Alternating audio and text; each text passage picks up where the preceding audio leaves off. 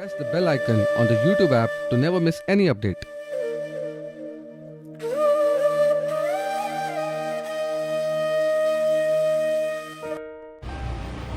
नमस्ते, आप देख रहे हैं मगध प्राणा एस्ट्रो योगा। मैं संजय मिश्रा। हम गीता ज्योतिष अध्यात्म पर प्रेरक प्रसंग लाते हैं, भूली बिसरी कथाएं लाते हैं। कृपया चैनल लाइक, सब्सक्राइब और शेयर कर हमें नए वीडियो बनाने के लिए प्रेरित करें। गीता जी की महिमा बताते हुए एक प्रसंग में महाअवतार बाबा जी अपने शिष्यों से कहते हैं, गीता पढ़ोगे नहीं तो जानोगे कैसे। गीता सभी को पढ़ना चाहिए, मनन करना चाहिए। आइए आज अपने जीवन को देखते हैं, हीरे की पहचान करते हैं। कथा इस तरह प्रारंभ होती है। राजा का दरबार लगा हुआ है, क्योंकि सर्दी का दिन था, इसीलिए यह दरबार खुले में लगा था। पूरी आम सभा धूप में बैठी थी। महाराज के साथ सामने सिंहासन पर एक शाही मेज थी, उस पर कुछ कीमती चीजें रखी थी। पंडित लोग, मंत्री और दीवान आदि सभी दरबार में बैठे थे और राजा के परिवार के सदस्य भी बैठे थे। उसी समय एक व्यक्ति आया और प्रवेश मांगा। प्रवेश मिल गया तो उसने कहा, मेरे पास जो वस्तुएं हैं, मैं हर राज्य के राजा के पास जाता हूँ और अपनी वस्तुओं को रखता हूँ, पर कोई परख नहीं पाता, सब हार जाते हैं और मैं विजेता बनकर घूम रहा हूँ। अब आपके नगर में आया हूँ। राजा ने बुलाया और कहा, क्या वस्तु है? तो उसने दोनों वस्तुएं उस कीमती मेज पर रख दी।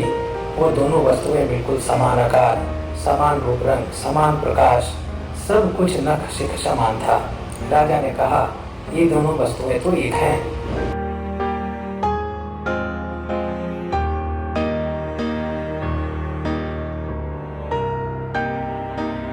तो उस व्यक्ति ने कहा, हाँ, दिखाई तो एक सी ही देती है, लेकिन इनमें से एक बहुत कीमती हीरा और एक है और एक कांच का टुकड़ा, लेकिन रूप रंग सब एक है। कोई आज तक परख नहीं पाया कि कौन सा हीरा है और कौन सा कांच का टुकड़ा। कोई परख कर बताए कि ये हीरा है और ये कांच का टुकड़ा। अगर परख सही निकली तो मैं हार जाऊंगा और यह कीमती हीरा मैं आपके राज्य की तिजोरी में जमा करवा दूंगा। पर शर्त यह है कि यदि कोई नहीं पहचान पाया तो इस हीरे की जो कीमत है उतनी धनराशि आपको मुझे देनी होगी। इस प्रकार से मैं कई राज्यों से जीतता आ रहा हूँ। राजा ने कहा, मैं तो नहीं परख सकूंगा। दीवान बोले, हम भी हिम्मत नहीं कर सकते, क्योंकि दोनों बिल्कुल समान है। सब हारे, कोई हिम्मत नहीं जुटा पा रहा था। हारने पर पैसे देने पड़ेंगे, इसका कोई सवाल नहीं था, क्योंकि राजा के पास बहुत धन था, पर राजा की प्रतिष्ठा गिर जाएगी, इसका सबको भय था। कोई व्यक्ति पहचान नहीं पाया। आखिरकार पीछे थोड़ी हलचल हुई। एक अंधा आदमी हाथ में लाठी लेकर उठा। उसने कहा, मुझे महाराज के पास ले चलो।